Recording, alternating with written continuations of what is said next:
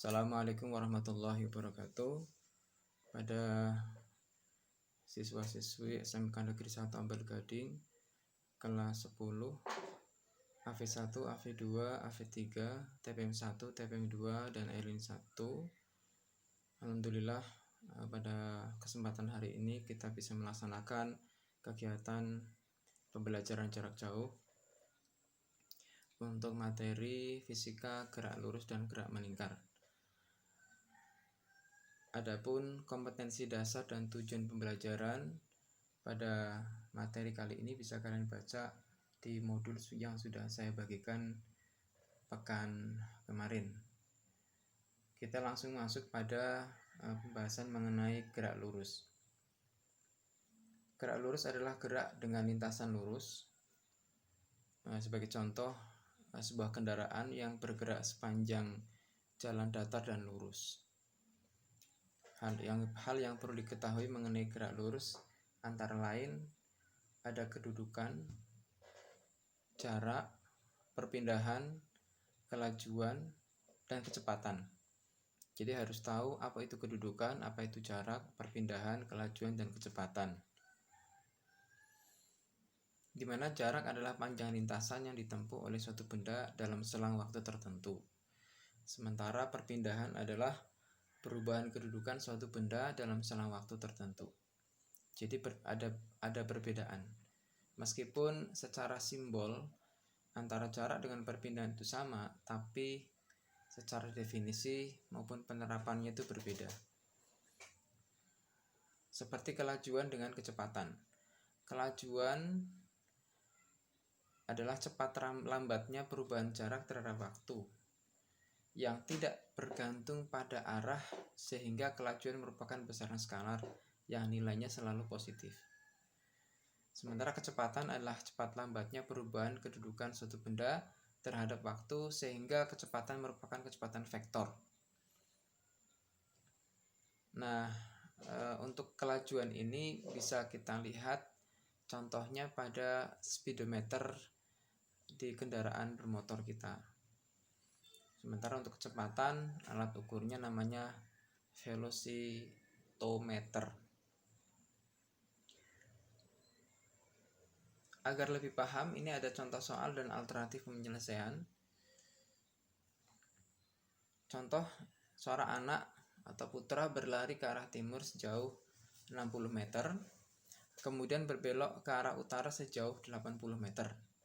Tentukanlah A. Jarak tempuh, B. Perpindahannya. Penyelesaiannya itu sebagai berikut. Bisa kita lihat di sini ada gambar ya. Ini bisa kita lihat di situ ada garis vektor AB mengarah ke timur dengan sejauh 60 meter. Kemudian setelah itu bergerak ke utara atau ke atas gitu sejauh 80 meter. Pertanyaan yang pertama adalah berapakah jarak tempuhnya? Nah, untuk jarak tempuh, maka tinggal kita menjumlahkan antara AB dan BC, yaitu 60 ditambah 80 meter, yaitu 140 meter. Jadi jarak tempuh yang dialami oleh putra adalah 140 meter. Kemudian perpindahan. Nah, perpindahan itu berbeda dengan jarak. Ya. Kalau perpindahan itu berarti berkaitan dengan kedudukan awal, dihitung dari kedudukan awal sampai dengan kedudukan akhir, berarti panjang AC ya. Kalau yang jarak tadi kan panjang AB ditambah panjang BC, tapi kalau perpindahan itu tidak ditambahkan, tapi merupakan resultan ya dari AB dan BC. Di situ ada persamaan delta X sama dengan akar AB kuadrat ditambah BC kuadrat, berarti AB itu 60 kuadrat, AB kuadrat berarti 60 kuadrat ditambah dengan BC kuadrat atau 80 kuadrat, sehingga 60 kuadrat sama dengan 3600 ditambah 80 kuadrat 6400, sehingga dijumlahkan menjadi akar 10.000. Akar 10.000 sama dengan 100. Jadi besaran perpindahan putra adalah 100 meter. Bisa kita lihat ada perbedaan ya antara jarak tempuh dengan perpindahan. Berikutnya kita akan pelajari gerak lurus beraturan atau GLB. Benda dikatakan mengalami gerak lurus beraturan jika lintasan yang ditempuh berupa garis lurus dan kecepatannya selalu tetap setiap saat. Nah, ini kalau kita berikan contoh di kehidupan yang nyata, ini tidak mudah ya, karena hampir benda-benda yang bergerak di sekitar kita ini gerakannya tidak beraturan dan tidak mesti lurus ya. Sebuah benda bergerak lurus menempuh jarak oleh benda itu berupa yang sama untuk selang waktu yang sama. Persamaan matematisnya untuk gerak lurus beraturan itu adalah S sama dengan V kali T, atau V sama dengan S per T, dengan keterangan S itu jarak yang ditempuh, satuannya meter, V adalah kecepatan, satuannya meter per sekon, dan T sama dengan waktu yang diperlukan. Perlu saya informasikan bahwa V itu kecepatan itu sama dengan V kelajuan ya. Kenapa? Karena ini gerak lurus. Kalau gerak lurus, antara kecepatan dengan kelajuan itu sama. Kemudian posisi benda dalam waktu T dan X dapat dirumuskan ya, seperti kita lihat di modul yang kita lihat bersama-sama, di mana ada persamaan X sama dengan X O ditambah V kali T. Di sini keterangannya X sama dengan jarak akhir benda, satuannya meter, kemudian V jarak awal benda, T kecepatan benda, dan delta T selang waktu. Ini juga ada contoh soal berikut penyelesaiannya, di situ bisa kita pelajari secara mandiri ya. Kemudian kita lanjutkan pada gerak lurus berubah beraturan. GLBB adalah gerak suatu benda pada lintasan garis lurus yang percepatannya tetap. Ya, jadi kalau yang GLB itu kecepatannya tetap, kalau ini percepatannya yang tetap. Percepatan tetap menunjukkan bahwa besar dan arahnya sama. Adapun persamaan yang dimiliki oleh benda yang mengalami GLBB adalah di situ ada VT. VT sama dengan VO ditambah A kali T. Kemudian ada persamaan S sama dengan VO kali T ditambah setengah AT kuadrat. Kemudian VT kuadrat sama dengan VO kuadrat ditambah 2 kali A kali S. Ini 3 persamaan dengan keterangan VO sama dengan kecepatan awal meter per sekon, PT kecepatan akhir meter per sekon, A adalah percepatan meter per sekon kuadrat, dan T waktu sama dengan sekon, S-nya ini jarak yang ditempuh. Ini juga ada contoh soal dan penyelesaiannya. Semisal sebuah mobil dipercepat dengan kecepatan 40 meter per sekon dalam waktu 20 sekon. Saya geser ke atas dulu. Nah, ini pertanyaannya, berapakah jarak yang ditempuh mobil dalam waktu tersebut? Nah, di sini kita lihat ada VO sudah diketahui 40 meter per sekon, kemudian T 20 sekon, VT sama dengan 80 meter per sekon. Kalau kita lihat pertanyaannya, itu kan berapakah jarak yang ditempuh ya? Berarti kita gunakan persamaan S sama dengan VO kali T ditambah setengah A kali T. Kita lihat di situ VO sudah ada, T-nya sudah diketahui, kemudian VT-nya sudah diketahui. Berarti yang belum diketahui A ya. Maka kita cari dulu berapa nilai percepatannya. Nah, untuk mendapatkan percepatan atau A, maka kita bisa gunakan rumus VT sama dengan VO ditambah A kali T. Ya, VT-nya 80, VO-nya 40, kemudian A-nya yang akan kita cari, kemudian T-nya 20. Maka kita dapatkan A-nya sama dengan 2 meter per sekon kuadrat. Kita masukkan A ini ke rumus S sama dengan VO kali T ditambah setengah A kali T kuadrat. Sehingga didapatkan jarak yang ditempuh mobil itu sejauh 1200 meter. Selanjutnya gerak jatuh bebas. Gerak jatuh bebas adalah gerak suatu benda dari ketinggian tertentu tanpa kecepatan awal, atau VO-nya sama dengan 0. Karena VO sama dengan 0, maka diperoleh rumus ya, ada yang namanya kecepatan saat T adalah VT min G kali T. Kemudian jarak yang ditempuh benda H sama dengan setengah G kali T kuadrat. waktu yang ditempuh benda saat jatuh, T sama dengan akar 2H per G. Kemudian kecepatan benda saat menyentuh tanah, Vt sama dengan akar 2GH. Persamaan antara gerak jatuh ya dengan rumus sebelumnya ini biasanya ada perbedaan, yaitu pada A dan G. Sama-sama percepatan, tapi kalau G-nya itu sama dengan percepatan gravitasi, arahnya ke bawah. Nah, ini ada contoh soal sekaligus penyelesaiannya. Dina menjatuhkan sebuah benda dari gedung bertingkat tanpa kecepatan awal. Ya, berarti VU-nya sama dengan 0 ya. Seorang temannya mengukur waktu benda sampai jatuh ke tanah dan hasilnya 4 sekon, berarti T-nya sama dengan 4 sekon. Jika percepatan gravitasi di tempat itu 9,8 meter per sekon kuadrat, G sama dengan 9,8 ya. Berapakah tinggi gedung? Berarti ditanyakan H. Maka kita gunakan persamaan H sama dengan VO kali T ditambah setengah G kali T kuadrat.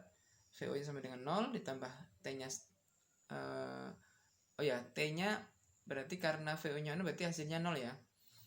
Kemudian ditambah setengah kali G, G-nya 9,8. Kemudian R-nya tadi berapa? 4 ya. Berarti 4 kuadrat. Maka dihasilkan ketinggian gedung tempat Dina menjatuhkan benda tersebut adalah 78,4 meter. Selanjutnya gerak vertikal ke atas. Beberapa persamaan yang berlaku pada gerak vertikal ke atas, yaitu Vt sama dengan VO ditambah G kali T, H sama dengan VO kali T ditambah setengah G kali T kuadrat, Vt kuadrat sama dengan VO kuadrat ditambah 2GH. Ya.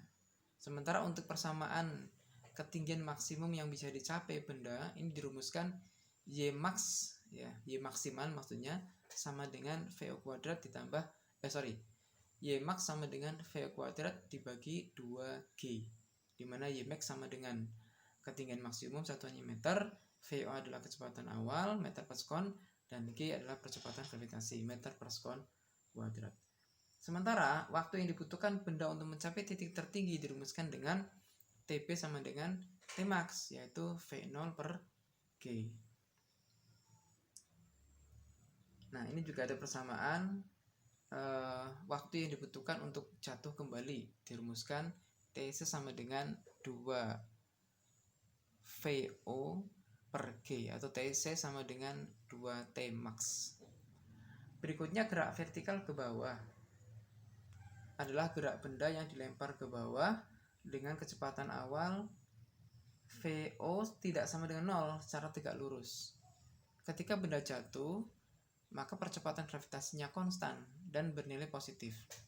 Nah, ini persamaannya bisa dibaca sendiri ya. Vt sama dengan VO min GT, H sama dengan VO kali T sama dengan setengah GT kuadrat, Vt kuadrat sama dengan VO kuadrat min 2GH. Oke, ini juga ada contoh dan alternatif penyelesaian untuk memudahkan kalian di dalam mempelajari sekaligus menjawab soal-soal uji kompetensi yang ada pada modul yang sudah kalian dapatkan. Oke, ini uji kompetensi. Berikutnya gerak melingkar. Bergerak melingkar itu gerak yang lintasannya berbentuk lingkaran yang disebut gerak melingkar. Nah, di sini besaran-besaran pada gerak melingkar. Nah, di sini ada besarannya, kemudian keterangannya bisa dibaca sendiri ya. Ada posisi sudut ya, atau theta sama dengan S per R. Theta itu adalah lintasan atau posisi sudut, satuannya radian ya, radian. Kemudian S nya butuh busur lintasan, R nya jari-jari. Kemudian ada periode dan frekuensi. Ada kecepatan linear atau V ya, 2pi per T, atau V sama dengan 2pi R kali F ya, dimana V sama dengan kecepatan linear, satuannya meter per sekon. Terus ada juga kecepatan sudut atau kecepatan angular ya. Omega itu bacanya omega ya, bukan V. Omega sama dengan 2pi per T, atau omega sama dengan 2pi F. Ingat, omega sama dengan kecepatan sudut, satuannya radian per sekon.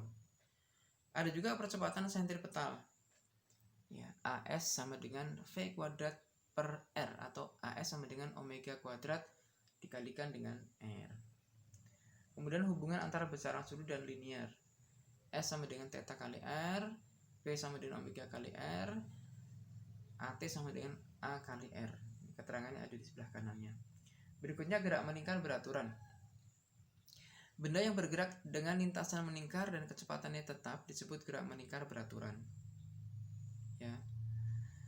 Kemudian persamaan yang digunakan pada gerak meningkar beraturan itu omega sama dengan delta theta ya. Delta theta dibagi delta t, atau omega sama dengan omega sama dengan theta min theta o per t, atau terus omega sama dengan theta o ditambah omega t. Ini gerak meningkar beraturan.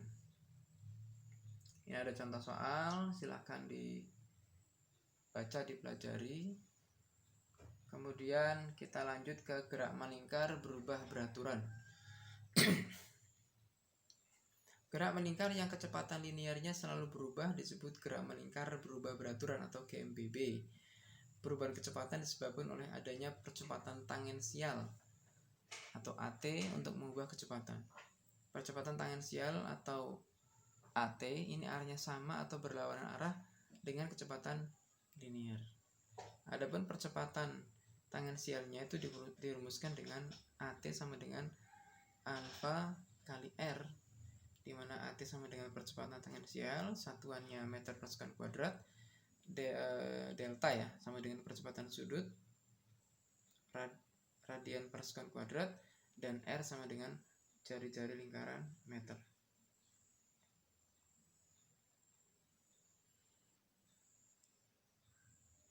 Kemudian ada percepatan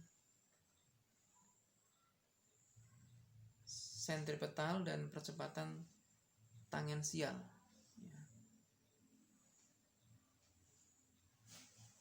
Jadi untuk percepatan sentripetal ini selalu menuju ke pusat lingkaran, sedangkan percepatan tangensial ini menyinggung lingkaran. Percepatannya ada nih. Untuk percepatan sentripetal, ya, ini bisa kita lihat AS sama dengan V kuadrat per R. Kemudian percepatan total dalam GMBB A sama dengan akar AS plus atau ditambah A kali T.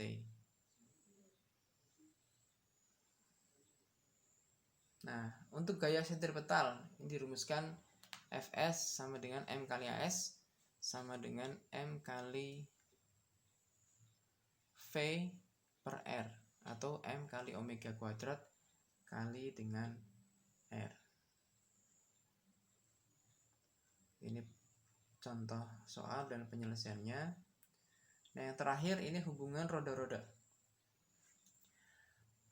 Pada dasarnya ada 3 macam hubungan roda. Hubungan tersebut adalah hubungan antar dua roda sepusat bersinggungan dan dihubungkan memakai sabuk atau tali atau rantai ya. Nah, ini bisa kita lihat pada tabel jenis hubungan roda. Kemudian ada seporos. Kita lihat ya pada gambarnya lebih jelas lagi, ada dua roda A dan B seporos ya. Arah putar dan persamaannya juga ada searah antara putaran roda A dan roda B. Kemudian omega A sama dengan omega B. Kemudian jenis hubungan roda yang berikutnya bersinggungan ya. Arah putar roda A berlawanan dengan arah putar roda B. Dan yang terakhir dengan menggunakan sabuk atau rantai, di mana arah putar roda A searah dengan roda B, dan seterusnya bisa kita pelajari bersama-sama. Oke, demikian penjelasan singkat mengenai gerak lurus dan gerak meningkar. Silahkan dipelajari, dicermati, kemudian contoh-contoh soal diulang kembali, dan kalau bisa latihan-latihan bisa dikerjakan. Demikian penjelasan mengenai materi pada pembelajaran jarak jauh pagi hari ini. Terima kasih atas perhatiannya. Salam sukses selalu. Terima kasih. Wassalamualaikum warahmatullahi wabarakatuh.